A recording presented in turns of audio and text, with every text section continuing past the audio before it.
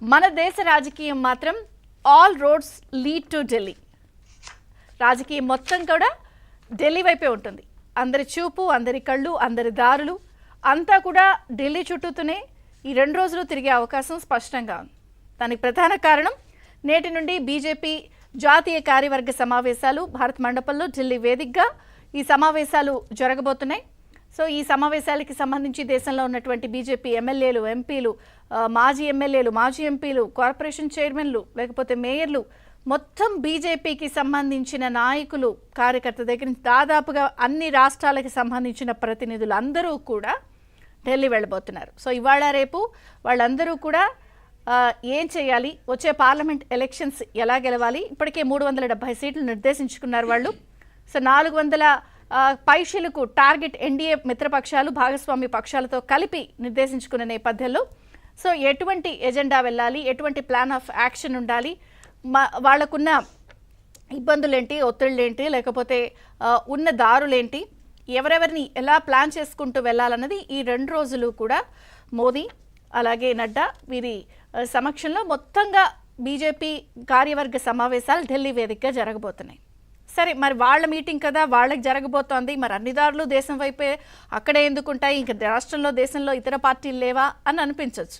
డెఫినెట్గా ఉన్నప్పటికీ కూడా ఈ జాతీయ కార్యవర్గ సమావేశాలు ఈ 2 రోజుల తర్వాత దేశ రాజకీయానికి సంబంధించి అందరి చూపు అక్కడే ఉంటున్నప్పుడు మనకి డెఫినెట్గా 2 తెలుగు రాష్ట్రాల్లో రాజకీయం ఇక్కడ కూడా 52 రోజుల్లో ఎన్నికలు జరిగే అవకాశం ఉంది. కాబట్టి ఖచ్చితంగా దేశ రాజకీయంలో ఈ భేటీ తర్వాత, ఈ కార్యవర్గ సమావేశాల తర్వాత ఏపీ రాజకీయానికి ఖచ్చితంగా ముడిపడుంది. కాబట్టి మన దృష్టి కూడా ఆ సమావేశాల్లో ఉండే అవకాశం ఉంది. ఎందుకు అంటే ఇక్కడే వాళ్ళు టార్గెట్ 370 ఇండివిజువల్గా పెట్టుకున్నారు. 400 పైచీలకు ఎన్డీఏ భాగస్వామి పక్షాలు, మిత్రపక్షాలతో కలిపి ఏర్పరచుకుని దానికి సంబంధించిన ప్లాన్ ఆఫ్ యాక్షన్ వెళ్తున్నారు. సో ఎన్డీఏ భాగస్వామి పక్షాలు, మిత్రపక్షాలు అన్నప్పుడు ఇప్పటికే ఒక వారం 10 రోజుల క్రితం చంద్రబాబు నాయుడు ఇప్పటికే కేంద్ర హోంమంత్రి అమిత్ షాని, ఢిల్లీ పెద్దల్ని కలిసి వచ్చారు. అలాగే వాళ్ళు ఎన్డీఏలో చేరమని చెప్పి అడిగారు అన్న విషయాన్ని అధికారికంగా టీడీపీ ప్రకటించింది. మరి త్వరలో వాళ్ళు చేరతామన్న విషయాన్ని ఇప్పటికే టీడీపీ చేరే అవకాశం ఉందని వార్తలు వస్తున్నాయి. ఈ నేపథ్యంలో మరి ఈ సమావేశాల తర్వాత ఎన్డీఏ భాగస్వామి మిత్రపక్షాలకి సంబంధించిన క్లారిటీ, అంటే పొత్తులపై పూర్తి స్థాయి క్లారిటీ వచ్చే అవకాశం ఉంది. దానికి సంబంధించిన సమాచారమే అందుతోంది.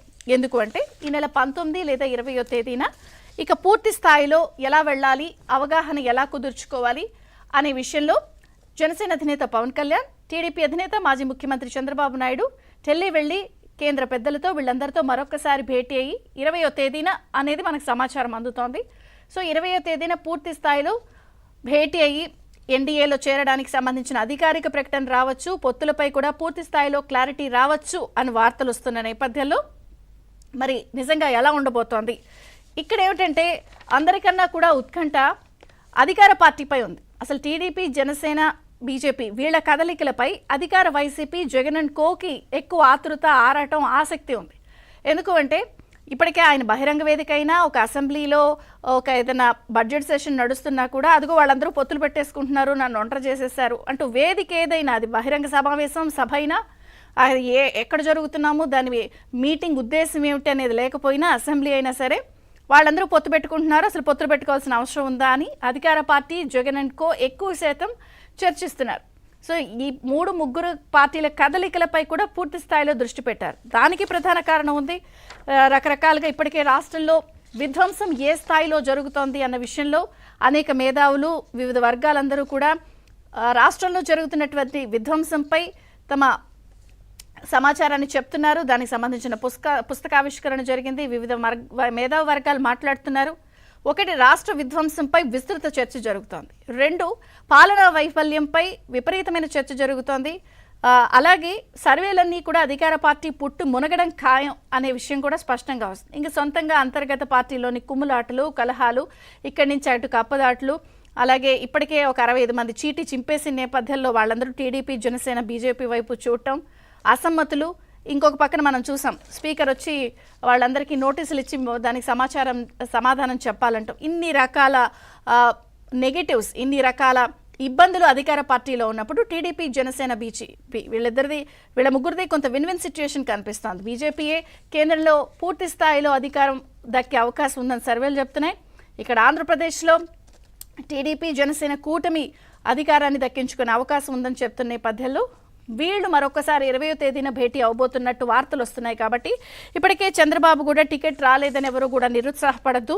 సో పొత్తులో నష్టపోయిన వాళ్ళు ఉన్నారు అని అనిపిస్తే వాళ్ళకు పెద్దపీట వేస్తాము, పార్టీని నమ్ముకుంటే ఖచ్చితంగా గుర్తింపిస్తాము, రా కదలరా తర్వాత మరో యాత్ర ఉంటుంది అంటూ నిన్నటి జరిగినటువంటి టెలికాన్ఫరెన్స్లో చంద్రబాబు నాయుడు పార్టీ నాయకులకి ఎవరెవరైతే టికెట్లు ఆశిస్తున్నారో పొత్తులో భాగంగా నష్టపోతే వాళ్ళందరికీ చెప్తామని చెప్పి క్లారిటీ ఇచ్చేసిన నేపథ్యంలో ఇప్పుడు వీరి పయనం ఢిల్లీ, అంటే మనం అనుకున్నట్టు అందరి దారి ఢిల్లీ వైపే అన్నట్టు ఢిల్లీ వీళ్ళు బయలుదేరుతున్నారు.